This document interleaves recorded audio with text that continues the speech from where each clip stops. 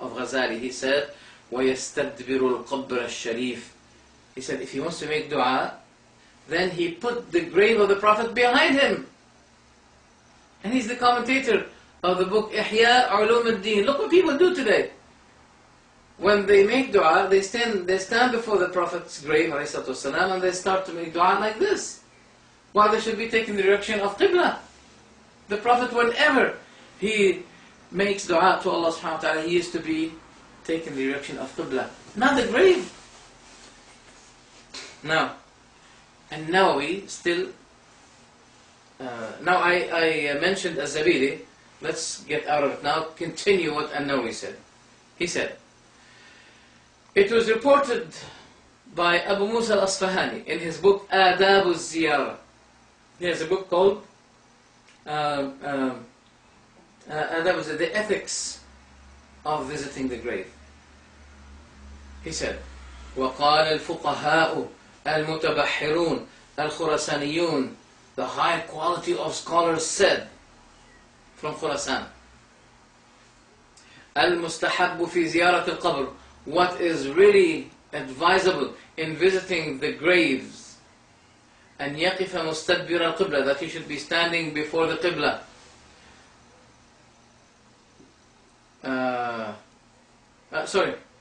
No, he should be facing the grave,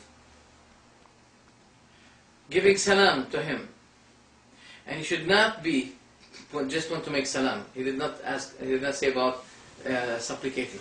When he wants to make salam, yes, he'll be facing the grave. Assalamu alaikum. Now, one may be asking this question: why does he say assalamu alaikum? Does the dead hear?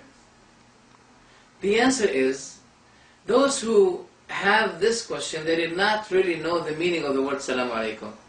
I say Salaam Alaikum to the Prophet in my prayer, and I say Salaam Alaikum to all Muslims in my prayer. Doesn't mean that I'm speaking to them. If I'm speaking in my prayer to anyone other than Allah, my prayer will be invalidated, cancelled. So what I'm doing in my prayer, why do I say Assalamu alayka ayyuhan nabi wa rahmatullahi wa barakatuh, or Assalamu ala nabi wa rahmatullahi wa barakatuh, Assalamu alayna wa ala ibadillah salihin? This is a supplication to Allah, as if I'm saying, oh Allah, grant your blessings and mercy on the Prophet, grant your blessings and mercy on all the pious servant people of yours. It's a supplication. We're not speaking to people. Right. Let's get back to what Imam Nawawi mentioned. He said, so he takes the direction of the grave, and he gives the salam on the dead person, and he should not touch the grave, he should not kiss it, he should not rub it, because this is the attitude of the Christians. And Nawawi is quoting this, and he approved it. He didn't say, no, that's exaggeration, no, it is allowed, no. And Nawawi is quoting what this scholar reported from all the high quality standard of scholars. That means ijma'. But there's a great deal of ignorance nowadays. People don't know that. I'm going to give you the quotation, the citation. Alright, he said this is the attitude of the Christians. Then Imam Nawawi said, وَمَا ذَكَرُوهُ صَحِيحٌ. What the scholars have mentioned is correct. That's not allowed. It's correct that this is not allowed. That this is the attitude of the Christians. لأنه قد صح النهي عن تعظيم القبور. Because it had been reported authentically not to glorify the graves. ولأنه إذا لم يستحب استلام الركنين الشاميين من أركان الكعبة.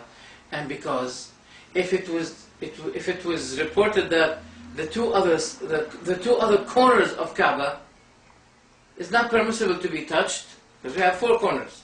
We have a Rukn al-Yamani and the black stone. The Yamani corner and the black stone, it's allowed. But the other two corners were not allowed.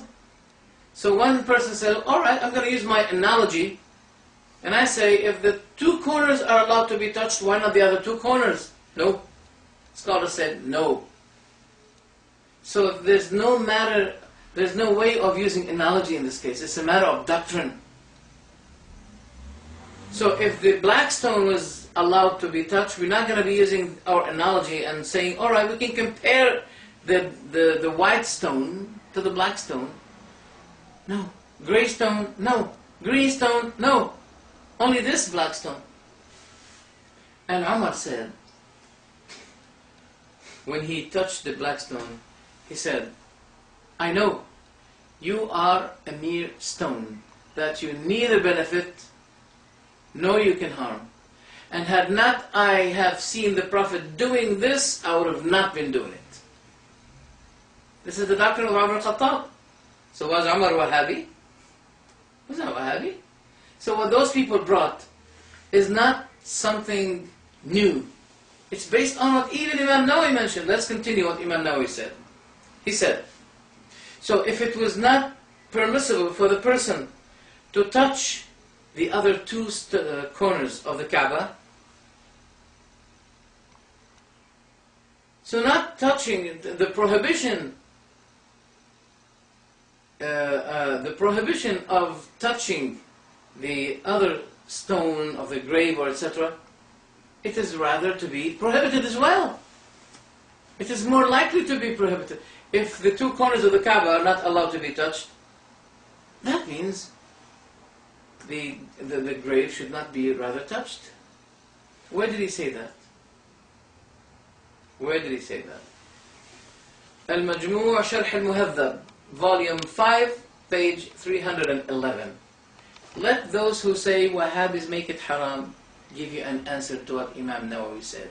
And he quoted the great kinds of scholars saying it is haram and it is the attitude of the Christians. I think inshallah that answers the question.